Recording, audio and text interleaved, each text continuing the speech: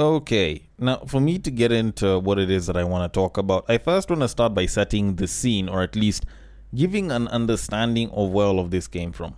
Now, I'm on Reddit this random day, it was like, I think October, November there, and I come across this post that's titled, Is Having a Boyfriend Embarrassing Now? An article by Vogue magazine. Now, I go ahead and I read it, and it was just this babe busy talking about, single stuff. But this article, apparently, as I found out a little later on, actually did go viral. And it went so viral that the writer of this article was actually doing an interview with TMZ Online where she was kind of giving her thoughts on the entire thing and what kind of pushed her to do the article. And, from what she said, plus also the article itself, because I went ahead and I read the article from, like the beginning to the end, I kind of noticed a couple of weird things about it. But anyways, before I can do any of that, I even forgot that I was supposed to have started with an intro, so I'm just going to start with that, because where are my manners? Welcome to the Breakdown Podcast, where I talk about love, sex, and relationships from a guy's perspective, as well as a bunch of other guy shit. The man on the mic is Sir Denver B. This is a shorter, less edity, no instrumentally version of the podcast where I talk about some of the things that I was thinking about, some of the things that have been lingering on my mind, or some of the things that I haven't managed to talk about when I was doing the full-length episodes that were running for, like the past 12 weeks. And in this particular case, I had stumbled across this particularly interesting article that was written by a woman, and I'm guessing it was for women because it was titled, Is Having a Boyfriend Embarrassing Now? This was a Vogue article that ended up going viral towards the end of this year. And I guess you could say that it went viral because it was a particularly controversial topic, or at least a particularly controversial title, especially considering that having that as a title can basically just divide people at the gender level very, very quickly. But anyways, the long and short of it is I went ahead, I read the article, and also I managed to get a clip of the lady who did the article talking about her doing the article and where exactly it came from and her thoughts on it. And I want to let those play, then I can give my thoughts on the entire thing. Now, fortunately or unfortunately, the article was a little bit long, so it's not like I'm going to read the entire thing here. I'm just going to bring out a couple of pointers on what I saw, but for anyone who wants to read the article, I'll have it added in the description so that you can go and read at your own time. Now, with all of that said, let me let the clip play. So without further ado, the first thing I noticed online is that there are a lot of women posting their boyfriends, their husbands, and like cropping out the face entirely. Like people would drop entire videos of their wedding or their surprise proposal, and every angle of the man was just like completely obscured.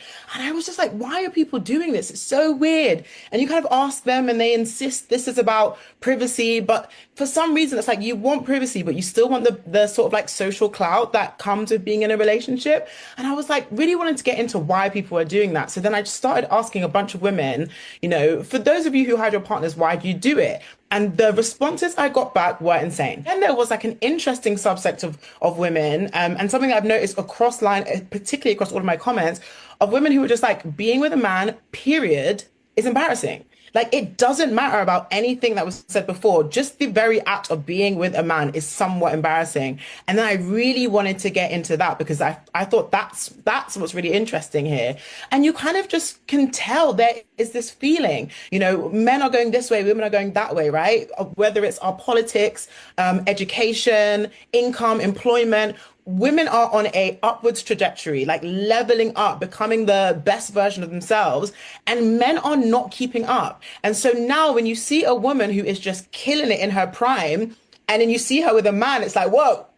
Oh, the men have like, it's been a mixture. Some men have been like, I hear what she's saying. I agree collectively as men, we need to do better.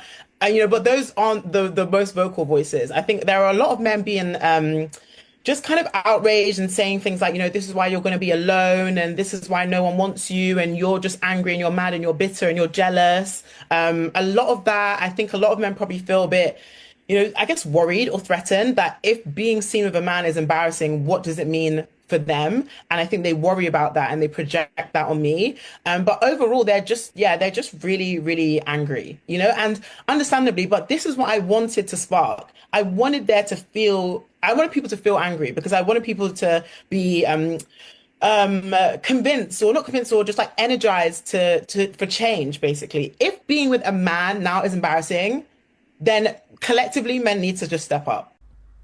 Okay, okay. If being with a man is embarrassing, then collectively all men need to step up. Particularly interesting parting shot, or, particularly interesting line, which I will get to in a bit.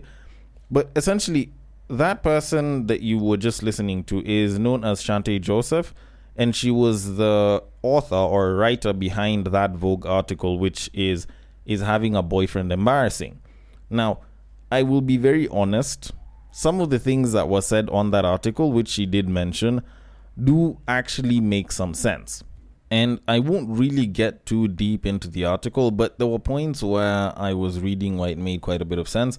Now, first of all, this same person was saying at the beginning of that same article that she has a bit of an ick, or at least she has an issue whenever she hops onto social media and then she sees someone busy posting up some relationship or like content with their boyfriend, because it infuriates her, or at least it turns off so much that she hits the mute button on that particular person's profile.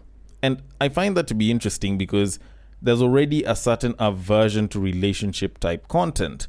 So even though she's saying that she noticed this, I'm like, you clearly didn't want to see like women posting up their boyfriends. But that's kind of besides the point. I don't even want to nitpick on that, because I feel like if that's how you are and you're not a fan of it, that's okay. That's you. That's a you thing. But the whole speaking on it like this is a collective dislike that a lot of women have, or that most women have, especially online, I feel might be a little bit misleading.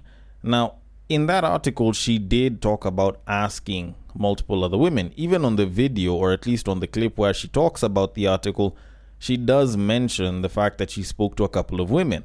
Now, on the article, it actually says that like most of those women were responding in a fairly superstitious manner.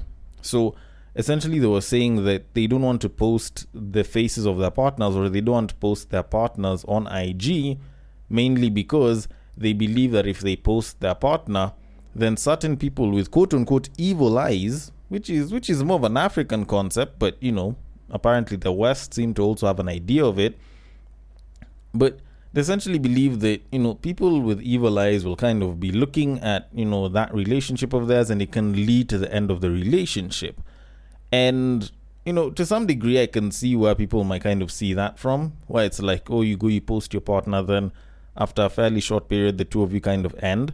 And then there were women who were busy talking about how they would not want to post their partner on like IG or like social media in general, and then they break up, and now she's left with all of that content on their profile or on their social media, yet the relationship ended. To which, personally speaking, I don't see why that's a problem. Like, it's your social media, it's your social media profile. Like, how it looks and how people might see it shouldn't really matter, because at the end of the day, like, it essentially is going to carry a lot of pieces of your life, and it doesn't have to always be the best pieces or the ones that are the most quote unquote social media friendly. But anyways, that's sort of besides the point, and I kind of digress. And like, those were the main bits that they were bringing up, where there was a bunch of superstition and there was quite a bit of fear, and also a fear of embarrassment, because apparently men will always embarrass you.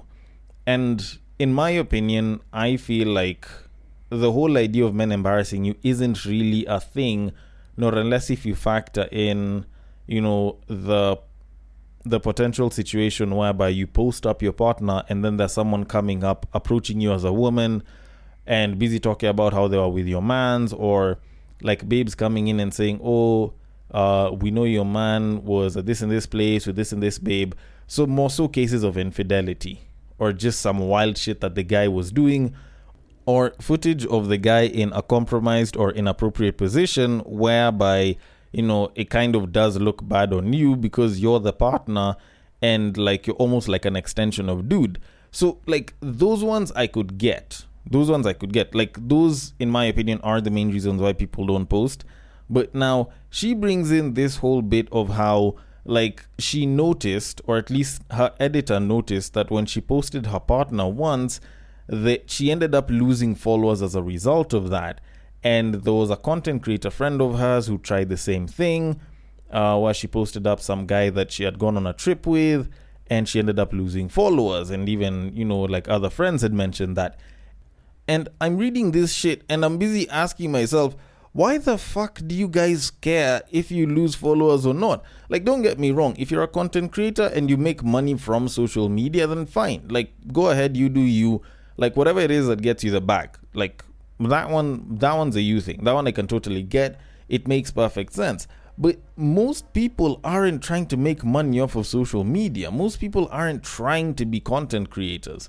So you losing followers affects you why or how? Like, maybe a couple of internet strangers who used to follow you don't want to see you anymore, but why does that bother you so much? Like, not unless if you're trying to be a content creator or make money from content online, like, that shouldn't really be a problem.